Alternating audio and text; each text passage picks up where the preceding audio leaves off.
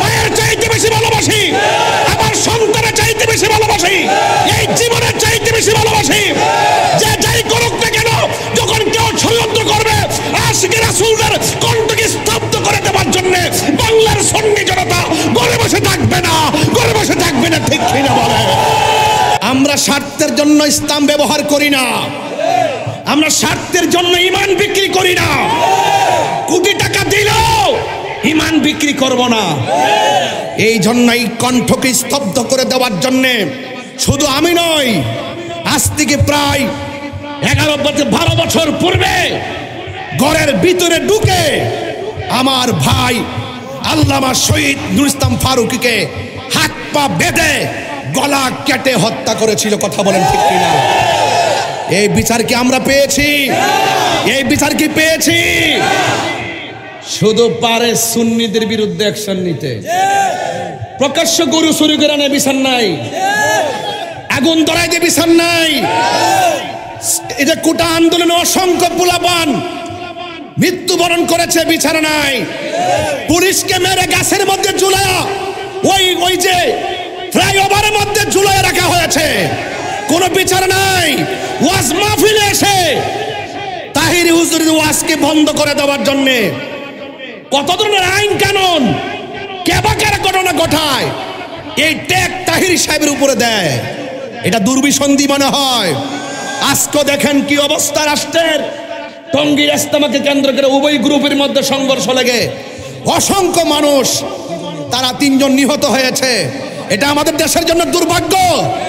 এই ধর্মের জায়গাগুলোকে নিরাপত্তা দেওয়া যাচ্ছে না। এইরকম বাংলাদেশ তো আমরা আশা করি নাই। কথা বলেন ঠিক কিনা? আমি হইলাম প্রশাসনের মানুষ।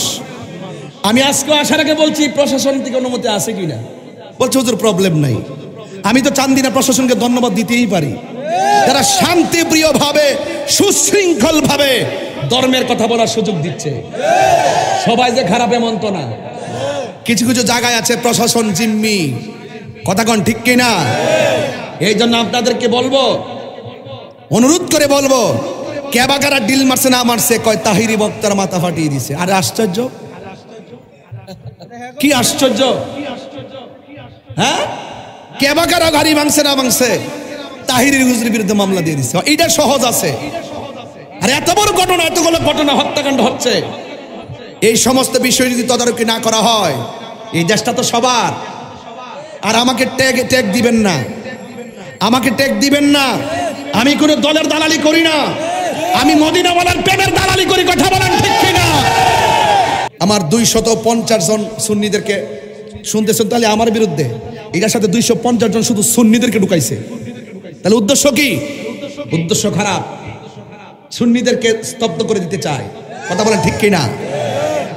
এই জন্য আমার নিরীহ অনেকগুলো মানুষ, আমাদের আল্লামা কাজী গোলাম সামদানি সহ, আবুল খায়ের সাহেব সহ অনেকগুলো মানুষকে অযথা ধরে নিয়ে গেছে, মামলার আগেই ধরে নিয়ে গেছে। আমার সুন্নিদেরকে বাড়িতে ঘুমাইতে দিচ্ছে না। এই জিনিসগুলো আশা করি প্রশাসন অত্যন্ত দৃঢ়তার সাথে আমাদেরকে অব্যাহত দিবেন এবং এই সমস্ত মামলা, মিথ্যা এবং ষড়যন্ত্রমূলক মামলা থেকে আমাদেরকে অব্যাহতি দিবেন। পাশাপাশি যে ঘটনা ঘটাইছে তদন্ত সাপেক্ষে তাকে শাস্তি দেন। এটা প্রশাসনে আঘাত পাক, এটা আমি মর্মাহত হয়েছি। আমি ওসি মহোদয়ের কাছে মর্মাহত হয়েছি। আমি সার্কেল এসপি মহোদয় কসবা, ওনার কাছেও আমি মেসেজ পাঠিয়ে মর্মাহত প্রকাশ করেছি যে একটা ছেলে কর্তৃক প্রশাসনে মাথা ফাটবে, এটা হতে পারে না। তদন্ত করে তাকে আইনের আওতায় আনা যেতে পারে, কিন্তু লাগাতার যদি সকলকে ডিস্টার্ব করা হয় তাহলে আইন তো সর্বোচ্চ একটা জায়গা, ঠিক না? এখন প্রশাসন যদি মামলা করে, এই মামলাটা হতে হবে সত্য। পাবলিক যদি করে 2 গ্রুপে ঝগড়া হয়েছে, মামলার এজাহারে ডান বাম লিখবে, স্বর্ণ না নিলেও লিখবে স্বর্ণ নিছে, এরপরে গরু চুরি না করলেও লিখবে গরু নিছে। এটা আমাদের বাংলাদেশের একটা ট্রেডিশন। একজন অপরাধ করবে, 2-250 জনকে ঢুকাই দিবে, এটা একটা ট্রেডিশন হয়ে গেছে। কিন্তু প্রশাসন যদি এই কাজটা করে, তাহলে এটা সাধারণ জনগণ আর কোথায় যাবে? উনি কি বলেছেন যে বিজয়নগর ঘটনায় বলছেন যে তাহিরি সাঙ্গপাঙ্গরা গাড়ি ভাঙছে। আমার কি যারা নবীর প্রেমিক এরা কি সাঙ্গপাঙ্গ হইতে পারে? এখন প্রশাসনের লোক যদি ধর্মীয় একজন আলোচকের ক্ষেত্রে যদি এই কথাগুলো যদি সুন্দর করে না বলে, তাহলে এই জিনিসটাকে হয় না। এই জন্য আমি বলবো, এবং এটাও বলছেন যে প্রশাসনের 8-9 জন লোকদেরকে কি করছেন, আঘাত করছে। আমি বিজয়নগর ওসি সাহেবকে বললাম, না দাড়ি খুব সুন্দর দেখলাম, অনেক বড় বড় দাড়ি, অনেক বড় বড় দাড়ি। আমি প্রথম কিন্তু ওনারে খুব বিশ্বাস করছি। শোনেন, এদিকে শোনেন, শেষ আর হয় এই যে কি বলছি, দাড়ি আছে। উনি বলছে যে 8-9 জন নাকি একবার আহত হইছে। আমি বলছি, আমি এখনো বলি, ওসি সাহেব আপনারা আমাদের কাস্তার জায়গা, আপনারা মিথ্যা বলে এজাহার করলে এটা এই দেশের সম্প্রীতি বিনষ্ট হবে। আপনি যে বলে 8 জন যে আহত হইছে, আপনি একটা লোক দেখাইতে পারেন যে একটা আসর খাইছে, নিয়ে আসেন আমার সামনে। হ্যাঁ বলেন যে কোরআন শরীফটার মধ্যে হাত রেখে বলতে কোন যে একটা আসর ওই দিন মাহফিলে কেউ দিছে কিনা। তো কেন আপনি এই মিথ্যা কথা বললেন? কেন এইভাবে ট্যাগ লাগিয়ে কথা বলতেছেন? এগুলা বলবেন না। জিহাদ HD media, the Islamic content creator. এই দেশে ইসলাম এনেছেন আল্লাহর ওলিগণ। এই জন্য আল্লাহর ওলিদের পথে মতে আমরা সবাই ছিলাম, আছি এবং থাকব। আমি দেখেছি আজকে চান্দিনা রাজপথে আমার বিরুদ্ধে যে মিথ্যা এবং ষড়যন্ত্রমূলক মামলা হয়েছে, তার প্রতিবাদে রেজবিয়া দরবার শরীফের পক্ষ থেকে উদ্যোগে আহলুস সুন্নাত ওয়াল জামাতের আপামর সুন্নি জনতা রাজপথে প্রতিবাদ করেছেন। এই প্রতিবাদ কোনো ব্যক্তিকে কেন্দ্র করে নয়। ধারাবাহিকভাবে আমরা দেখেছি এক শ্রেণীর অপশক্তি আমাদের মাজারের উপর আক্রমণ করেছে, আমাদের খানকায় আক্রমণ করেছে, আল্লাহর ঘর মসজিদে আগুন দিয়ে জ্বালিয়ে পুড়িয়ে দিয়েছে, আমাদের সম্পদ, দরবারের সম্পদ চুরি করে নিয়েছে। আবার এখন মামলা হামলা দিয়ে, মিথ্যা এবং ষড়যন্ত্রমূলক হয়রানিমূলক মামলা দিয়ে আমাদেরকে আক্রমণ শুরু করেছে। আজকে তাহিরিকে, আগামীকাল আরেকজনকে, এটা একটা দুর্বিসন্ধি চলছে। সেই প্রেক্ষাপটে যারা সত্যিকার দেশকে ভালোবাসেন, দেশের মানুষকে ভালোবাসেন, দেশের সার্বভৌমত্বকে ভালোবাসেন, তারাই কেবলমাত্র রাজপথে প্রতিবাদ করছেন। সেই প্রতিবাদের ধারাবাহিকতা বজায় রাখা, এটা আমাদের ঈমানি এবং নৈতিক দায়িত্ব। আমি অনুরোধ করব, আহলুস সুন্নাত ওয়াল জামাত শান্তিপ্রিয় মানুষ, সম্প্রীতি বান্ধব মানুষ, ওলি আল্লাহ বান্ধব মানুষ, আহলুস সুন্নাত ওয়াল জামাত খানকায় বসে সারা দেশ পরিচালনা করছে। যে পরিচালনায় কোনো জ্বালাও নাই, পোড়াও নাই, অগ্নিসংযোগ নাই, মারামারি নাই, কাটাকাটি নাই। সুতরাং আমাদেরকে কেউ ডিস্টার্ব করবেন না। আমরা দেখতে পাচ্ছি একের পর এক শুধুমাত্র বিশৃঙ্খলা আর বিশৃঙ্খলা। দেশের সার্বভৌমত্ব মাটি নিয়েও চলছে দেশি প্রবাস, দেশি বিদেশি ষড়যন্ত্র। এগুলি ইনশাল্লাহ আমরা ঐক্যবদ্ধভাবে প্রতিহত করব। সুন্নি জামাত শান্তিপ্রিয় লোক, নবী বান্ধব মানুষ। আবারও বলছি, আমাদেরকে কেউ ডিস্টার্ব করবেন না। আল্লাহ পাক রব্বুল আলামিন যেন আহলুস সুন্নাত ওয়াল জামাতের অগ্রগতিকে সমুন্নত রাখার তৌফিক দান করে, বলুন আমিন। ভাইরা আমার, যারা বসে আছেন আদবের সাথে বসুন এবং সবাই শৃঙ্খলবদ্ধভাবে কিছুক্ষণ কথা শুনুন। ক্রাইসিস আর ক্লান্তি লগ্নে আপনারা বিশ্বাস এবং ভালোবাসা রেখে যে বসে আছেন, যে তাহিরি হুজুর মাহফিল রাখলে কখনো মিস করে না, এই শক্তি আর প্রেরণার জায়গা থেকে কিন্তু আমি সবকিছু পিছনে রেখেও দৌড়ে এসেছি। যাই হোক, সত্যের নৌকা ভাসবেই, ঠিক কিনা? যা আল হক ওয়া সাহাকাল বাতিল, ইন্নাল বাতিলা কানা সাহুকা। সত্য সমাগত ইনশাআল্লাহ। আল্লাহ যেন আমাদের সকলকে কবুল করে, বলেন আমিন। আমরা যদি আহলে সুন্নাত ওয়াল জামাতকে হৃদয়ে ধারণ করি, আমরা আমাদের সাহাবায়ে কেরাম যেভাবে রাসূলকে ভালোবেসেছেন এবং এই এলাকায় আল্লামা সৈয়দ গোলাম মোহাম্মদ আব্দুল কাদের কাওকাব আল কাদরি হুজুর মুদ্দাজিল্লুল্লাহ আলী শাহপুরী বিশ্ব হুজুর সহ উলামায়ে কেরাম, পীর মাশায়েখ বৃন্দ যেভাবে আপনাদেরকে শিক্ষা দিয়েছেন, দীক্ষা দিয়েছেন, এটা মূলত শিক্ষাটা সাহাবায়ে কেরামদের প্রেমেরই শিক্ষা। এটা মদিনাওয়ালার প্রেমের শিক্ষা, এটাই আউলিয়া কেরামের শিক্ষা, এটাই সুফি দর্শনের শিক্ষা। আমরা সুন্নিরা সন্ত্রাসীতে বিশ্বাসী নয়, গোলাগুলিতে বিশ্বাসী নয়, চাঁদাবাজিতে বিশ্বাসী নয়, আমরা শান্তিতে বিশ্বাসী। ঠিক কিনা বলেন ভাইরা আমার? সাহাবায়ে কেরাম রাসূলকে ভালোবেসেছেন জীবনের চাইতে কম না বেশি?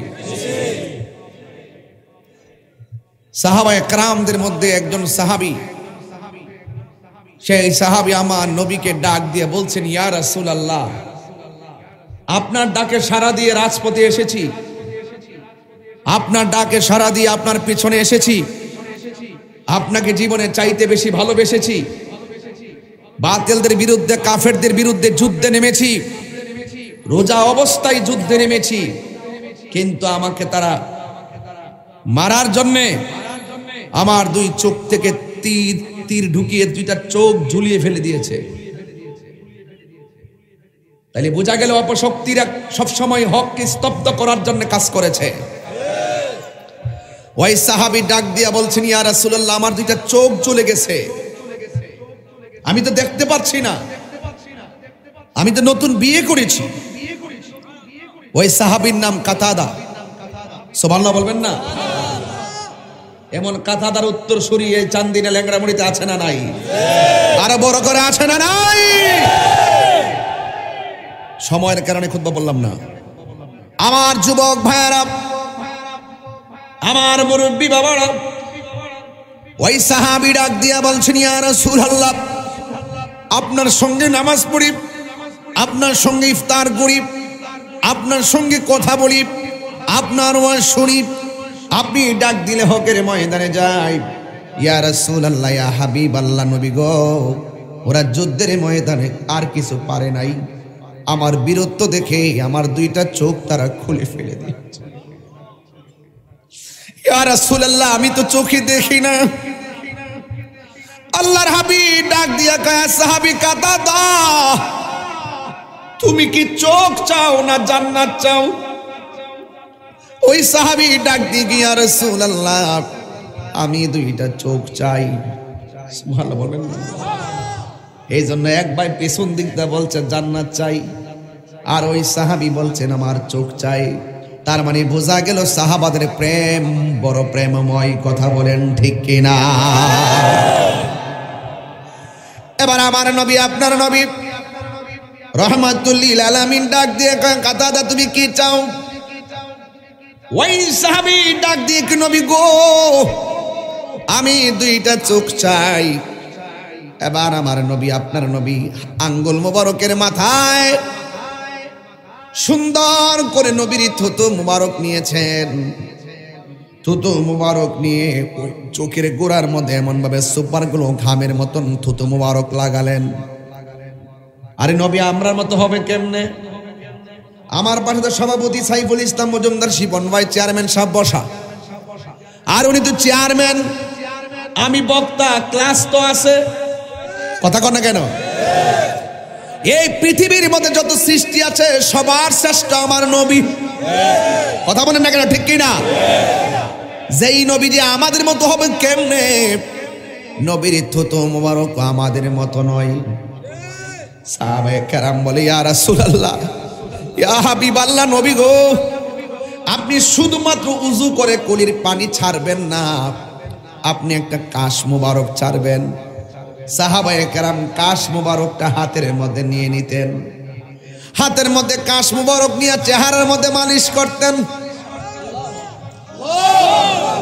অন্যান্য সাহাবায়ে কেরাম ডাক দিয়ে বলেন, ও সাহাবী, কি ব্যাপার, তোমার চেহারার মধ্যে মেশকে আম্বর গ্রান করতেছে, কি লাগাইছো?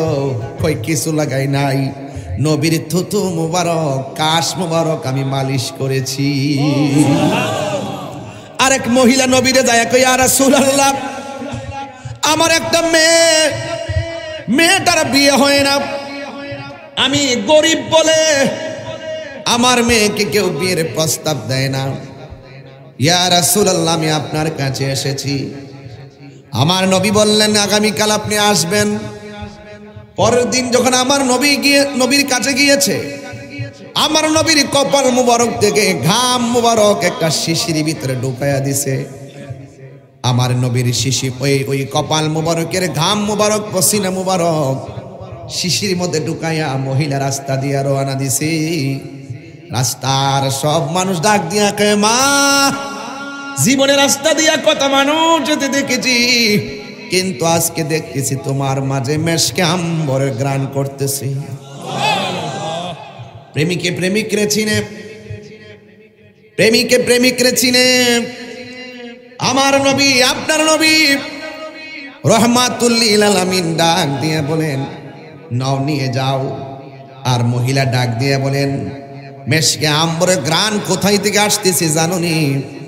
আমার নবীর কাছে আমি বলছিলাম, ইয়া রাসূলুল্লাহ, আমার মেয়ের বিয়ে হয় না, একটু দোয়া করে দেন। আমার নবী পসিনা মুবারক শিশির ভিতরে ঢুকাইয়া দিছে, এটার ভিতর থেকে গ্রান আসতেছে। আর যেই লোকটা জিজ্ঞাসা করছে, ও মা, তোমার মাঝে কেন এমন গ্রান করে, ওই লোকটা হাকিকতে আমার নবীর পাগল ছিল। আরে আমার নবী এই মহিলার শিশির মধ্যে থুতু মুবারক, পসিনা মুবারক দিয়েছে। আমার নবী নিশ্চয়ই তারে কত ভালোবাসে, এই পরিবারটারে আমার নবী কত ভালোবাসে। কয়, কেন তুমি এই স্যার মুবারক থেকে পসিনা মুবারকটা কেন এনেছো? কয়, আমার মেয়ের বিয়ে হয় না, দোয়ার জন্য এসেছি। এবার মহিলা রাস্তা দিয়া যায়, সবার কাছে শুধুমাত্র মেয়ের কথাটা তুলে ধরে। যেই মেয়ের জন্য কেউ বিয়ের প্রস্তাব করে না, নবী থুতু মুবারকের, নবীর পসিনা মুবারকের বরকতে এবার মেয়ের জন্য বিয়ের প্রস্তাবের লাইন ধরেছে। তাহলে নবীর প্রেমিক হলে লাভ আছে না নাই? নবী রাজি থাকলে লাভ আছে না নাই? নবীর নজর থাকলে লাভ আছে না নাই? নবীর প্রেমিক হলে লাভ আছে না নাই? নবীর প্রেমিক হলে আপনার দাম বেড়ে যাবে। এই জন্যই তো নবীর সাহাবী কাতাদা ডাক দিয়ে বলি, ইয়া রাসূলুল্লাহ, ইয়া হাবিবাল্লাহ, মেহেরবানি করে আমার চোখ দুইটা ভালো করে দেন। আল্লাহর হাবিব সাল্লাল্লাহু আলাইহি ওয়াসাল্লাম নিজের থুতু মুবারক এমন ভাবে যখন লাগাইয়া দিছে, লাগাই দেওয়ার পরে নবী ডাক দিয়ে কই, কাতাদা, তুমি এখন আগের চাইতে কেমন দেখতেছো? এই কাতাদা ডাক দিয়া বলেন, ইয়া রাসূলুল্লাহ, ইয়া হাবিবাল্লাহ, নবী গো, শুধুমাত্র কেমন দেখি না, আগে যেমন দেখতাম তার চাইতে দ্বিগুণ দেখতেছি। আর চিৎকার মেরে কন্যা আল্লাহু আকবার। আমার যুবক ভাইয়েরা, এবার আমার নবীর প্রেমের খেলা দেখেন সাহাবীর সাথে। আমার নবী ডাক দিয়ে কি, কাতাদা, দুনিয়ার মানুষ জান্নাতের পাগল, তুমি দেখো জান্নাত চাইলা না, তুমি চোখ চাইলা, তার কারণটা কি? জন্ম আমার নবীর যুগে হলে কেমন হতো, জন্ম আমার নবীর যুগে হলে কেমন হতো, দুনয়নে রাসূলে পাক দেখলে কেমন হতো, দুনয়নে দেখলে কেমন হতো, জন্ম আমার নবীর যুগে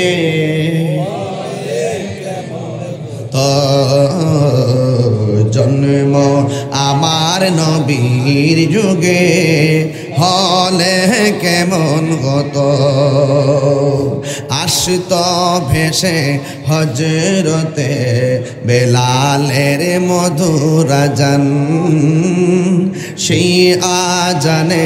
একটু বলে রাখি, আমাকে আজকে বিষয় দিয়েছি নিশ্চিত ওঠার পরে শানেরি সালাত, আমাকে বিষয় দিয়েছেন শানেরি সালাত, এই জন্য শুরুতে আমার নবী শান নিয়ে আলোচনা শুরু করেছি। অন্যদিকে যাচ্ছি না, আমি আমার টাইমটাকে খুব গুরুত্ব দিই, এই জন্য আমি একটু চেষ্টা করছি আপনাদেরকে একটা মূল মেসেজ দেওয়ার জন্য। নবী আছে, সব আছে, নবী নাই, কিছুই নাই। আল্লাহ মানা, নবী মানা নয়, নবী মানলেই আল্লাহ মানা হয়। আরে হাত তুলে বলেন, ঠিক কি না বলেন? নবীর জন্য জীবন দিতে চাই কি চাই না বলেন? নবীর প্রেমের জন্য জীবন দিতে চাই কি না বলেন?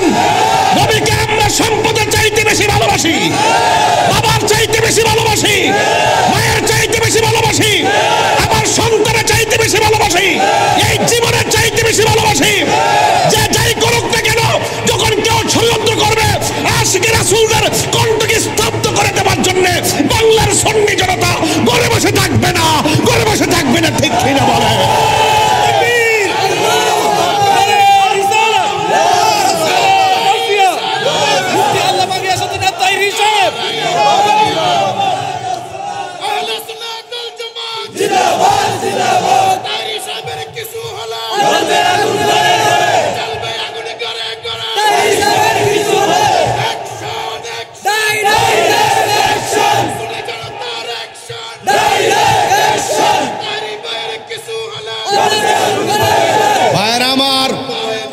ভাইরা আমার, এই দুনিয়ার সম্পদ তুচ্ছ,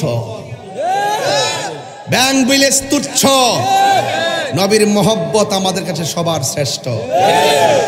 আমরা স্বার্থের জন্য ইসলাম ব্যবহার করি না, আমরা স্বার্থের জন্য ঈমান বিক্রি করি না। কোটি টাকা দিলেও ঈমান বিক্রি করব না। এই জন্যই কণ্ঠকে স্তব্ধ করে দেওয়ার জন্যে শুধু আমি নই, আজ থেকে প্রায় 12 বছর পূর্বে ঘরের ভিতরে ঢুকে আমার ভাই আল্লামা শহীদ নুরুল ইসলাম ফারুকীকে হাত পা বেঁধে গলা কেটে হত্যা করেছিল। কথা বলেন ঠিক কিনা? এই বিচার কি আমরা পেয়েছি? এই বিচার কি পেয়েছি? শুধু পারে সুন্নিদের বিরুদ্ধে অ্যাকশন নিতে, প্রকাশ্য গরু চুরি করে আনে বিচার নাই, আগুন ধরাই দিয়ে বিচার নাই। এই যে কোটা আন্দোলনে অসংখ্য পোলাপান মৃত্যুবরণ করেছে, বিচার নাই।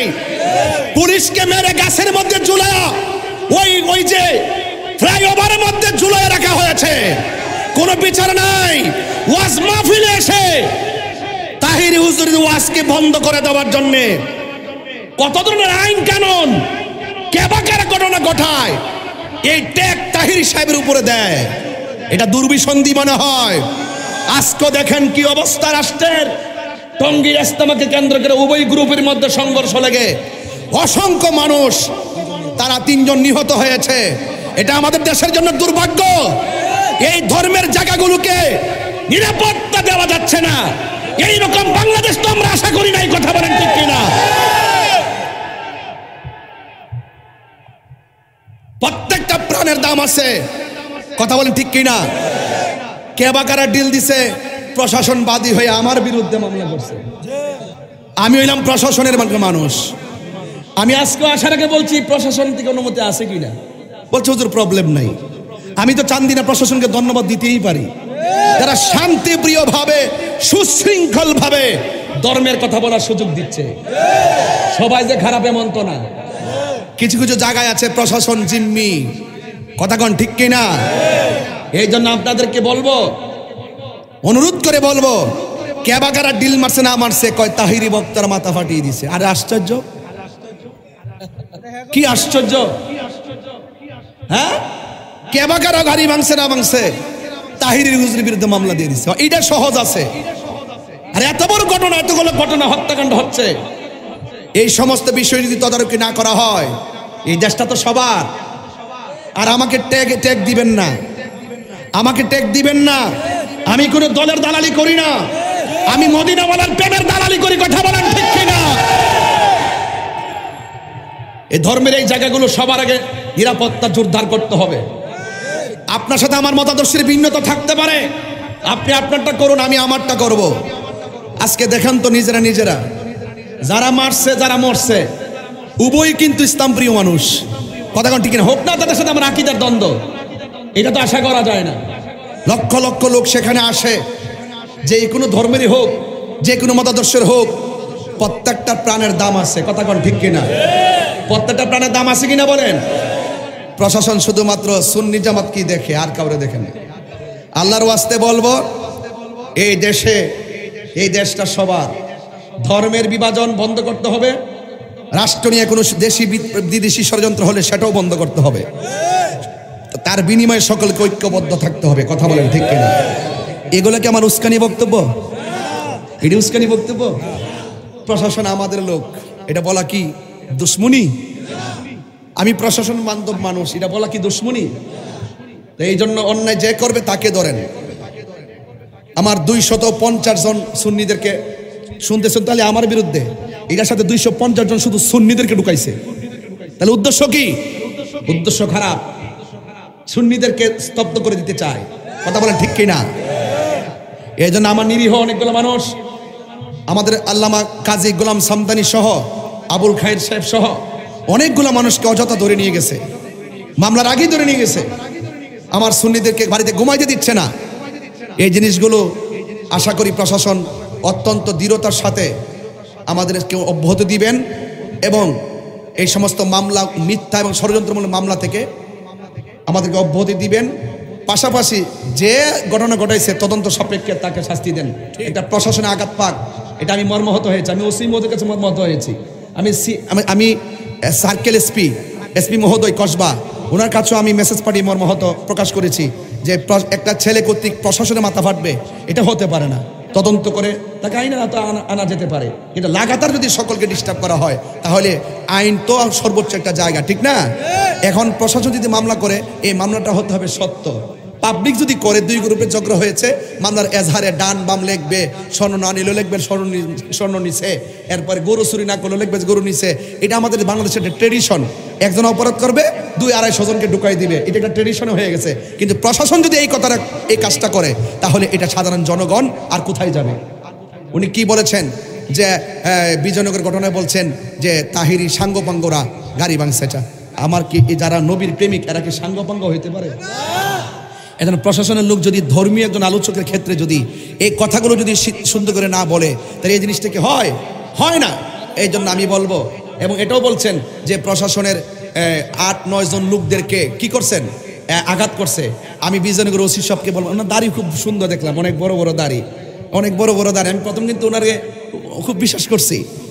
শোনেন, এদিকে শোনেন, শেষ আর হয় এই যে কি বলছি, দাঁড়িয়ে আছে। উনি বলছে যে 8-9 জন নাকি একবার আহত হইছে। আমি বলছি, আমি এখনো বলি, ওসি সাহেব আপনারা আমাদের কাস্তার জায়গা, আপনারা মিথ্যা বলে এজাহার করলে এটা দেশের সম্প্রীতি বিনষ্ট হবে। আপনি যে বলে 8 জন যে আহত হইছে, আপনি একটা লোক দেখাইতে পারেন যে একটা আসর খাইছে, নিয়ে আসেন আমার সামনে। হ্যাঁ, বলেন যে কোরআন শরীফটার মধ্যে হাত রেখে বলতে কোন যে একটা আসর ওই দিন মাহফিলে কেউ দিছে কিনা। তো কেন আপনি এই মিথ্যা কথা বললেন? কেন এইভাবে ট্যাগ লাগাই কথা বলতেছেন? এগুলা বলবেন না। তো আমি যে কথাটা বলতেছিলাম কোনটা, রাসূল বলছেন যে হে সাহাবা, তুমি কি জান্নাত চাও নাকি চোখ চাও? তাহলে আমাদের স্পৃহাটাও তো এমনই হতে হবে, যা বলবো হৃদয় থেকে বলবো, কোনো মিথ্যা বলা যাবে না। আল্লাহর হাবিব বলেন, সাহাবী তুমি চোখ চাইলা জান্নাত চাইলা না কেন? এবার সাহাবী ডাক দিয়ে বলেন, ইয়া রাসূলুল্লাহ, ইয়া হাবিবাল্লাহ, নবী গো, যেই কাতাদা আপনার পিছনে নামাজ পড়ে, যেই কাতাদা আপনার সঙ্গে ইতিকাফ করে, যেই কাতাদা আপনার সঙ্গে ইফতার করে, যেই কাতাদা আপনার সঙ্গে চলাফেরা করে, যেই কাতাদা আপনার ডাকে যুদ্ধের ময়দানে এসেছে, যেই কাতাদা হকের ময়দানে চোখ হারায় ফেলছে, যেই কাতাদার চোখ আমার নবী ভালোবেসে লাগাইয়া দেয়, এই কাতাদা জান্নাত চাওয়া লাগবে না গো।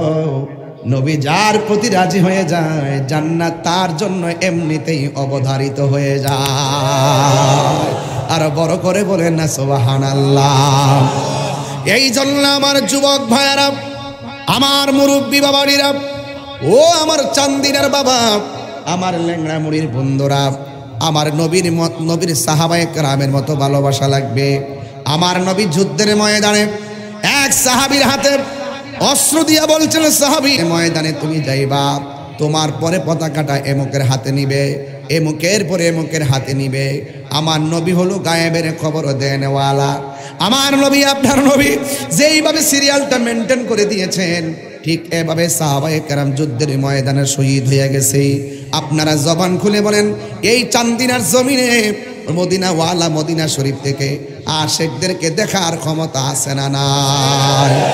আর জবান খুলে কোন আছে না নাই? এই জন্য আমার যুবক ভাইয়েরা, আমার মুরব্বী বাবারা, আমার নবীর প্রেমিক বন্ধুরা, নবীর প্রেমিকেরা, শুনেন, আমার নবী যেই সাহাবাগণকে পাঠাইছেন 1, 2, 3 সিরিয়াল করে, দেখা গেল যাকে এক প্রথম বলছেন তিনি আগে শহীদ হয়েছেন। এরপর আরেকটা সাহাবী যার নাম হলো হযরতে জাফর, ওই জাফর হাতের মধ্যে তলোয়ারটা নিল, তলোয়ারটা নিয়ে সুন্দর করে যুদ্ধ শুরু করলো। একটা বিয়াদব এসে জাফর হাতের মধ্যে কোপ মারছে, জাফরের ডান হাতটা অর্ধেকটা কেটে চলে গেছে, আর বাম হাতের ভিতরে ওই তলোয়ারটা হাতের মধ্যে নিয়েছে, আর বাম হাতের তলোয়ার দিয়ে এমন ভাবে যুদ্ধ শুরু করে দিলেন। কিন্তু যুদ্ধ করার সময় ডান হাতটা জ্বলতেছে, জাফরের যুদ্ধ করতে অসুবিধা হইতেছে। এরপরে কেমন প্রেমিক দেখেন, কেমন নবীকে ভালোবাসে, কেমন ইসলামকে ভালোবাসে। এবার হাতটা পায়ের নিচে ফালাইয়া যখন টান দিয়া জাফরে সিরা ফালাইছে, যেই মাত্র টান দিয়ে সিরে ফেলে দিয়েছে, ওই মুহূর্তে আমার নবী, আপনার নবীর সাহাবী ডান হাতটাকে টান দিয়ে ছিঁড়ে ফেলেছে। শুধুমাত্র তাই নয়, এবার বাম হাতের মধ্যে পতাকাটা নিয়েছেন, বাম হাতের মধ্যে পতাকাটা নিয়ে তিনি যুদ্ধ শুরু করলেন। যেই মাত্র যুদ্ধ শুরু করলেন, একটা বিয়াদব আইসা জাফরের বাম হাতের মধ্যে একটা খুব মারছে, সাথে সাথে বাম হাতটাকে কেটে দেহ থেকে আলাদা করে দিয়েছে। ডান হাতও শেষ, বাম হাতও শেষ। হঠাৎ করে তলোয়ারটা মাটিতে পড়ে গেছে। জাফর কেমন ইসলামকে ভালোবাসেন, উনার দাঁত দিয়া কামড় দিয়া তলোয়ারটা নিয়ে মাটি থেকে উপরে দাঁড়ায় গেছে। ডান পাশেও হাত নাই, বাম পাশেও নাই, একবার হাত ছাড়া তলোয়ারটা নিয়ে কামড় দিয়ে দাঁড়ায় গেছে। ওই মুহূর্তে ইন টাইমে আমার জাফরে যখন দাঁড়ায় গেল, হঠাৎ করে দেখতেছেন একটা বিয়াদব আইসা জাফরের চোখের মধ্যে আঘাত করলো, জাফরের বুকের মধ্যে আঘাত করলো, জাফরের বুকের মধ্যে আঘাত করলো। এবার জাফর আস্তে আস্তে মাটির মধ্যে পড়ে গেছে।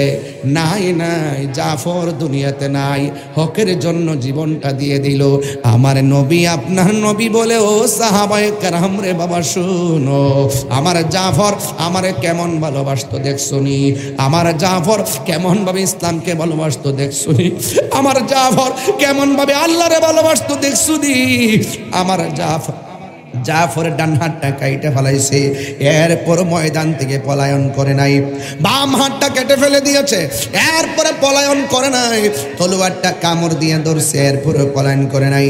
আমার জাফর যুদ্ধের ময়দানে জীবনটারে সুন্দর করে বিসর্জন দিয়ে দিয়েছে। পৃথিবীর মানুষ, ও সাহাবায়ে কেরাম, তোমরা শুনে রাখো, আমার সাহাবী, আমার সাহাবী, আমার সাহাবী হকের জন্য এমন ভাবে জীবন দেওয়ার কারণে আল্লাহ রাব্বুল আলামিন হাসরের ময়দানে আমার জাফরের সম্মান বাড়ায়া দিয়েছে। কয়ে কেমন বাড়াইছে? কয়ে হাসরের ময়দান যেদিন কায়েম হয়ে যাবে, যেই দিন মানুষ নাফসি নাফসি বলে কাঁদবে, যেই দিন মানুষ নিজের ঘামে নিজেরা সাঁতার কাটবে, আল্লাহু আকবার কর না কেন, নিজেরা নিজের ঘামে সাঁতার কাটবে, ওই কঠিন মুসিবতে 7 শ্রেণীর মানুষকে আমার আল্লাহ আরশে আজিমের নিচে ছায়া দান করবে। এর মধ্যে 1 শ্রেণীর মানুষ হলো ন্যায় বিচারক। এই ন্যায় বিচারকদের দাম হাসরের ময়দানে আছে না নাই? এই জন্য আমার যুবক ভাইয়েরা, এবার আমার নবী, আপনার নবী বলেন, যেই দিন হাসরের ময়দানে মানুষগুলো নফসি নফসি বলে কাঁদবে, যেই দিন আল্লাহর ছায়া বিনে কোনো ছায়া থাকবে না, যেই দিন মানুষ নিজেরা নিজের গামে সাঁতারে কাটবে, যেই দিন মানুষ নেক বদি নেওয়ার জন্য অধীর আগ্রহে থাকবে, ডান হাতে আমলনামা নাকি বাম হাতে আমলনামা নিবে, প্যারা শাড়ির মধ্যে থাকবে, ওই কঠিন মুসিবতের সময় সবাই যখন জান্নাতের হাসরের ময়দানে থাকবে, আর আল্লাহ রাব্বুল আলামিন যেই সমস্ত বান্দাদের জন্য জান্নাত মঞ্জুর করবেন, ওই সমস্ত বান্দাদের জন্য আমার আল্লাহ যখন রাস্তা খুলে দিবেন, এমন একটা রাস্তা, যে রাস্তার নাম হলো পুলসিরাত। এই পুলসিরাতটা থাকবে জাহান্নামের উপরে, আল্লাহু আকবার কর না কেন, এই পুলসিরাতটা থাকবে জান্নাতের জাহান্নামের উপরে। এই পুলসিরাতটা কাহার জন্য চুলের চাইতে চিকন হবে, হীরার চাইতে ধারালো হবে। এই পুলসিরাতটা কেউ আকাশের বিজলির মতো পার হয়ে যাবে, এই পুলসিরাতটা কেউ আবার ঘোড়ার দৌড়ের মতো পার হয়ে যাবে, আবার কেউ গরুর হাঁটার মতো পার হবে, কেউ আবার হেঁটে হেঁটে পার হয়ে যাবে। ও বন্ধুরে, ও চান্দিনার বাবা, আমার নবী, আপনার নবী রহমাতুল লিল আলামিনের হাবিব বলতেছেন, আল্লাহর হাবিব বলতেছেন, যখন মানুষ পুলসিরাত দিয়া কেউ হেঁটে হেঁটে পার হবে, আমার আল্লাহ নবীর একটা উট দিবে। ওই উটের নাম হলো কাসওয়া। ওই কাসওয়ার গলার মধ্যে একটা রশি থাকবে, ওই রশিটা থাকবে হযরতে বেলালের হাতে। সুবহানাল্লাহ। আর জোরে জোরে গণ আল্লাহু আকবার। এবার যখন রাসূল যাবেন সামনে জান্নাতের দরজায় গিয়ে ফাকর আল বাব, ফেরেশতা বলবে কে? রাসূল বলবেন আনা মুহাম্মদ রাসূলুল্লাহ সাল্লাল্লাহু আলাইহি ওয়াসাল্লাম। ও যুবকের দল, এবার যখন বলা হবে সাথে সাথে জান্নাতের দরজাটা খুলে যাবে। এর মানে হলো ফেরেশতাকে আল্লাহ বলে রেখেছে, ও ফেরেশতারে জান্নাতের ভিতরে আমার নবীর আগে কেউ জান্নাতে ঢুকতে পারবে না। আল্লাহর হাবিব বলেন ওই জান্নাতের মধ্যে যাওয়ার সময় সবাই হেঁটে হেঁটে যাবে, কেউ দূরে যাবে, একটা মাত্র মানুষ সবার মাথার উপর দিয়া উড়ে উড়ে যাবে। সুবহানাল্লাহ কয় না রে? আরো বড় করে বলেন না সুবহানাল্লাহ। একটা মাত্র মানুষ উড়ে উড়ে যাবে, তার ডান হাতের মধ্যে লাগানো হবে একটা পাখির ডানা, বাম হাতের জায়গায় লাগানো হবে একটা পাখির ডানা। এও আবার পাখির ডানা গাছের পাখির ডানার মতন, পাখির ডানার মতো নয়, ওই পাখির ডানাগুলো হবে নূরের ডানা। নূরের ডানা লাগাইয়া সবার মাথার উপর দিক দিয়া উড়ে উড়ে জান্নাতে যাবে। আমার নবী বলেন সাহাবীরে জানোনি এই সাহাবীটা কে? এই সাহাবীটা হলো ওই সাহাবী যার ডান হাত কেটে দিয়েছিল, বাম হাত কেটে দিয়েছিল। এই জন্য হাদিস খুলে দেখবেন, ইতিহাসের কিতাব খুলে দেখবেন, জাফরের নামের পরে তৈয়ার একটা নাম আছে, তৈয়ার। তৈয়ার মানে তৈয়ারাতুন তৈরুন মানে পাখি। ওই পাখির ডানার মতন ডানা লাগাইয়া দিবে।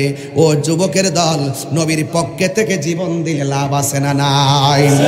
যখন জাফর শহীদ হয়ে গেল, আর একটা সাহাবী যাকে আমার আল্লাহর হাবিব বলেছেন সাইফুন মিন সুয়ুফিল্লাহ, যাকে আল্লাহর তরবারি সমূহের মধ্যে তরবারি বলা হয়, ওই সাহাবীর নাম হলো হযরতে খালিদ ইবনুল ওয়ালিদ।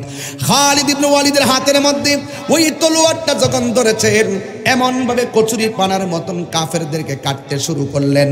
ডান দিক দিয়ে আসলেও পারে না, বাম দিক দিয়ে আসলেও পারে না, সামনের দিক দিয়ে আসলেও খালেদের সঙ্গে পারে না, পিছন দিক দিয়ে আসলেও পারে না। এমন ভাবে তিনি যুদ্ধ শুরু করে দিলেন।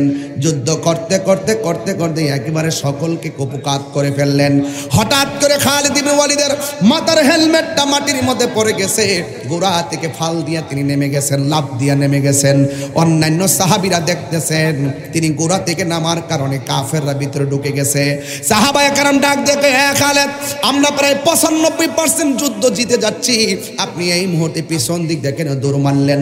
এখন তো আমাদের বিজয়ে কাফেররা সিনায়া নিয়ে যাবে। এবার খালিদ ইবনে ওয়ালিদ বলেন, এ নবীর সাহাবীরা তোমরা কি জানো না আমার মাথার হেলমেটটা পড়ে গেছে? কই হেলমেট পড়ে গেলে আমাদের হেলমেটটা আপনি মাথার মধ্যে নিয়ে লাগান। ওই সাহাবী ডাক দেখে, না না ওই হেলমেটটাই লাগবে। ঘোড়া দৌড়ের কারণে বালু মাটি ধুলাই দূষিত হয়ে হেলমেট বালুর সঙ্গে মিশে গেছে। আর এই দিক দিয়া খালিদ ইবনে ওয়ালিদ ওই হেলমেটটা খুঁজতেছেন। সাহাবায়ে কেরাম কয়, আল্লাহর দোহাই দিয়ে বলি আপনি পিছন দিক দিয়ে যায়েন না, কাফেররা আমাদেরকে উল্টা আক্রমণ করতেছে। এবার বলে যায় করুক না করুক আমার হেলমেট লাগবেই। আল্লাহু আকবার কর না কেন? এবার ওই খালিদ ইবনে ওয়ালিদ হেলমেটটা খুঁজতে খুঁজতে হঠাৎ করে মাথার হেলমেটটা পাইলেন। পাওয়ার পরে তিনি মাথার মধ্যে হেলমেটটা লাগাইয়া ফেললেন। ওই হেলমেটটা যখন লাগাইয়া ফেলল, ওই মুহূর্তে আমার নবীর সাহাবী আবার ঘোড়ার মধ্যে বসে গেছেন। এবার কাফেরদেরকে একের পর এক সবগুলোকে সাইজ করে ফেলাইছে। এমন ভাবে সাইজ করেছে, ফাতাহ আলাইহিম, আল্লাহ রাব্বুল আলামিন ওই সাহাবীর নেতৃত্বে ওই বিজয়ের পতাকা দান করে দিয়েছেন। জোরে জোরে কি আল্লাহু আকবার বলা যাবে না? এখন অন্যান্য সাহাবীরা ডাক দিয়া বলে, এ খালিদ ইবনে ওয়ালিদ যুদ্ধের ময়দান তো চলে গেছিল কাফেরদের অনুকূলে, আপনি কেন গো এমন ভাবে পিছন দিক দিয়ে ছুটছিলেন? কই আমার মাথার হেলমেটটা পড়ে গিয়েছিল, এই হেলমেটটার জন্য আমি চলে গিয়েছিলাম। কই হেলমেটটা কেন? কই আমাদের হেলমেট নিলেন না কেন? ওই সাহাবী ডাক দিয়া কয়, হে নবীর সাহাবীরা আমার গায়ের মধ্যে তেমন কোনো শক্তি নাই, আমার সব শক্তি হেলমেটের ভিতরে। জিজ্ঞেস করলো গায়ের জোরের সঙ্গে হেলমেটের সম্পর্ক কি গো নবীর সাহাবী? ওই সাহাবী ডাক দিয়া কয়, কেন আজকে ল্যাংড়া মুড়ের মানুষ নবীরে ভালোবাসে, কেন চান্দিরের মানুষ নবীরে ভালোবাসে, কেন বড়ুরার সুন্নি জনতা নবীর জানের চাইতে বেশি ভালোবাসে? এর একটাই কারণ, কারণ নবীজি থাকলে জীবন দামি, নবী না থাকলে জীবন অচল হয়ে যায়। কথা কোন ঠিক কিনা? আরো বড় করে বলেন ঠিক কিনা? আল্লাহর হাবিব সাল্লাল্লাহু তাআলা আলাইহি ওয়াসাল্লামের সাহাবী ডাক দিয়ে বলেন, আমার গায়ের জোর হেলমেটের ভিতরে, কারণ এই হেলমেটটার ভিতরে আছে আমার রাহমাতুল লিল আলামিনের মাথা মুবারকের চুল মুবারক। আর বড় করে বলেন আল্লাহু আকবার। আমার যুবক ভাইয়েরা, আজকের মাহফিলে বাড়ি গড়ে অনেক মা বোনরা ওয়াজ শুনতেছেন। মা, যুদ্ধের ময়দানে এক মহিলা ডাক দিয়া বলেন, ইয়া রাসূলুল্লাহ, আমার সন্তান আপনার সঙ্গে উহুদের জমিনে এসেছে। এবার নবীর ডাক দিয়ে কই, তোমার সন্তানকে দেখছনি? ইয়া রাসূলুল্লাহ, অসংখ্য মানুষ বলেছে এমুকের মেয়ে মারা গেছে, এমুকের ছেলে শহীদ হয়ে গেছে। আমি মা হইয়া সন্তানের জন্য আমি যুদ্ধের ময়দানে এসেছি।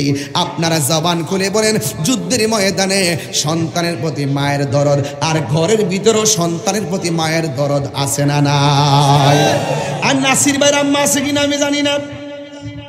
এই যে আমাদের প্রধান অতিথি ইটালি প্রবাসী আবু নাসির সাহেব, আম্মা আছে তো?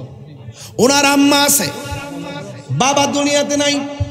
আমি যেমন বাপ হারাইছি, নাসির ভাইও বাবা হারাইছেন, আল্লাহ যেন জান্নাতবাসী করেন।